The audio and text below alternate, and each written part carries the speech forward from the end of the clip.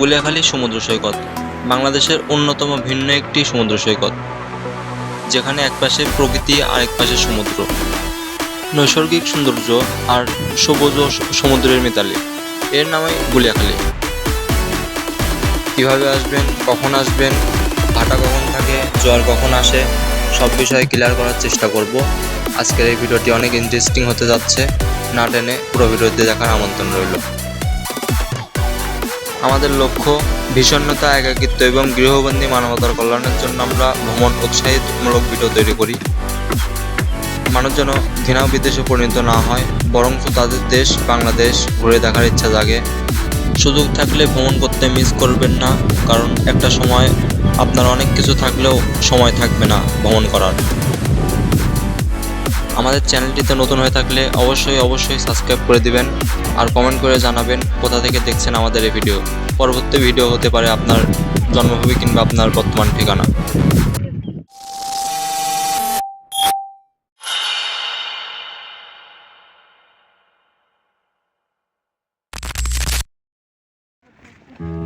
আসসালামু আলাইকুম। সৃষ্টিকর্তার কৃপায় আশা করি সবাই অনেক ভালো আছেন। পরবর্তী নতুন একটি ভিডিওতে আপনাদের সবাইকে স্বাগতম। আমি ইমরান আবারও হাজির হলাম চট্টগ্রাম ভ্রমণের আরও একটি নতুন ভিডিও নিয়ে।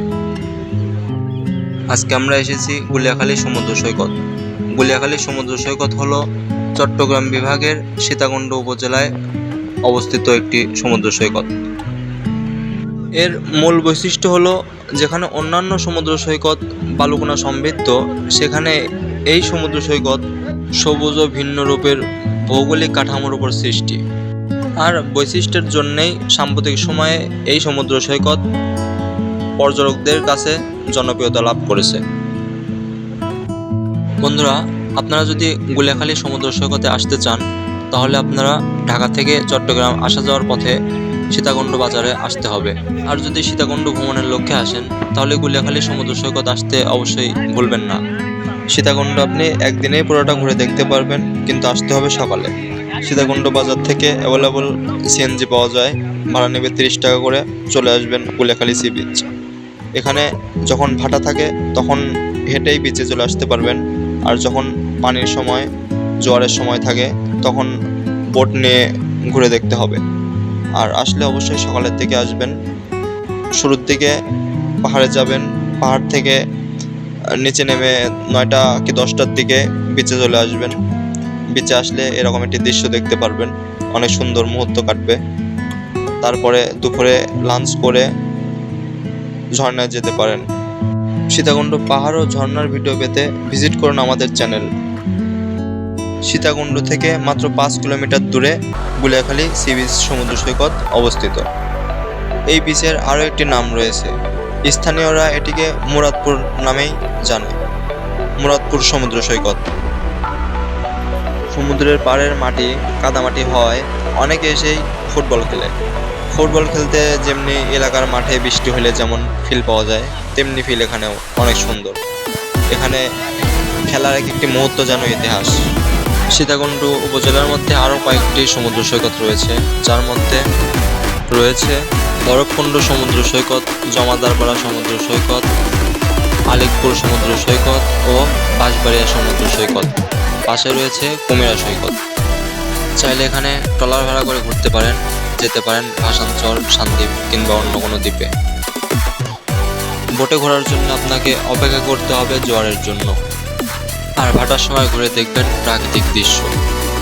চলুন কিছু সামুদ্রিক দৃশ্য উপভোগ করি।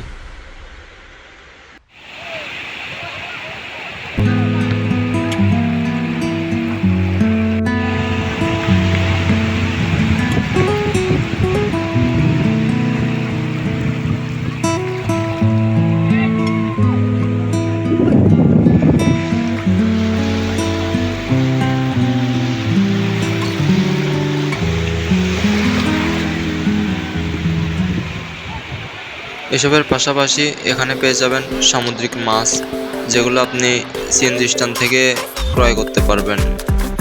এখানে না পেলেও সমস্যা নাই, সীতাকুণ্ড বাজারে দেখতে পারেন। আর এখানে দেখলে হয়তোবা আপনি আধ্যাত্মিক কিছু পেয়ে যেতে পারেন। অক্টোপাস, কাঁকড়া, কচ্ছপ চিংড়ি ইত্যাদি প্রজাতির মৎস্য উৎস।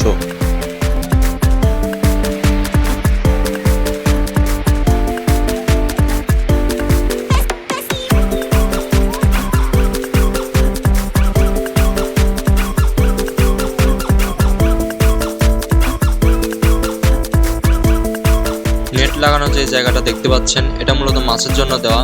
সমুদ্রের যে কোনো মাছ যেন জালে বাঁধা পড়ে। এই দৃশ্য দেখে আমি একটি ছন্দ আবৃত্তি করেছিলাম, যেটা আমার প্রকাশ করার ইচ্ছে ছিল না, কিন্তু পরে মনে করলাম যে প্রকাশ করি, কারোর ভালো লাগলেও লাগতে পারে। সমুদ্রের হাওয়া নীরবতা বোঝে, বোঝে মানুষের মন। সমুদ্রের হাওয়া বলে দিয়ে যায়, ভ্রমণের নামই জীবন। আসলে যারা ভ্রমণ করেন, ভ্রমণ তো আর প্রতিদিন করা হয় না, মাঝে মাঝে যখন ভ্রমণ করা হয় তখনই আসলে মনে পড়ে যে আসলে ভ্রমণ করলে ভালো থাকা যায়, ভালো লাগে। আর একবার ভ্রমণ করলে মোটামুটি অনেকটা দিন, অনেকটা সময় মন ভালো থাকে। যে জন্য আমি লাস্ট লাইনটা আমি এরকম লিখছিলাম, ভ্রমণের নামে জীবন। আমরা এখানে এসেছিলাম সকাল 10টার দিকে, এখন বেলা 12টার মতো বাজে। এখন জোয়ারের সময়, জোয়ারে পানি উপরের দিকে উঠে আসতেছে। এই শুকনো আঙিনাটা দেখতেছেন, এই পুরোটাই পানির তলে ডুবে যাবে জোয়ারের পানিতে। আর এর উপর দিয়েই ট্রলারগুলো ছোট চলে। এগুলো হচ্ছে কেওড়া বন। কেওড়া গাছের এই শিকড়ের এখানেই নানা প্রজাতির সামুদ্রিক প্রাণী বসবাস করে, যেমন কাঁকড়া। বইয়ে পড়েছিলাম কাঁকড়া নাকি জোয়ারের আগে গর্ত থেকে বের হয়ে দেখে। এই সৈকতের কিনারায় মাটির ভৌগোলিক কাঠামো খুবই আলাদা, যা অন্যান্য সমুদ্র সৈকতের তুলনায় এক প্রাকৃতিক বৈশিষ্ট্য। জোয়ারের সময় সমুদ্রের বুকে সজ্জিত প্রকৃতি যেন এক রূপকথার মতো। একদিকে দিগন্ত জোড়া সাগর জলরাশি, অন্যদিকে কেওড়া বন। সিএনজি স্ট্যান্ডের আশেপাশে দোকান বা হোটেল আছে, যেখানে আপনি চাইলেই ব্যাগ বা লাগেজপত্র রেখে বিচে আসতে পারবেন। কিন্তু সাবধান, এগুলো পুরোটাই নিজ দায়িত্বে রাখবেন। আপনার ইচ্ছা না করলে রাখবেন না, কিন্তু সাবধানের মান নেই। আজকের মতো এই পর্যন্তই। কেমন লাগলো আমাদের এই ভিডিও অবশ্যই কমেন্ট করে জানাবেন। এও জানাবেন পরবর্তী ভিডিও কোথায় দেখতে চান। ভিডিওটি ভালো লাগলে অবশ্যই শেয়ার করে দেবেন আপনার প্রিয় মানুষদের সাথে। ভালো কাজ করুন, সত্যের পক্ষে থাকুন। আমরা একদিন বিদায় নেব রবের ডাকে সাড়া দিয়ে। আল্লাহ হাফেজ।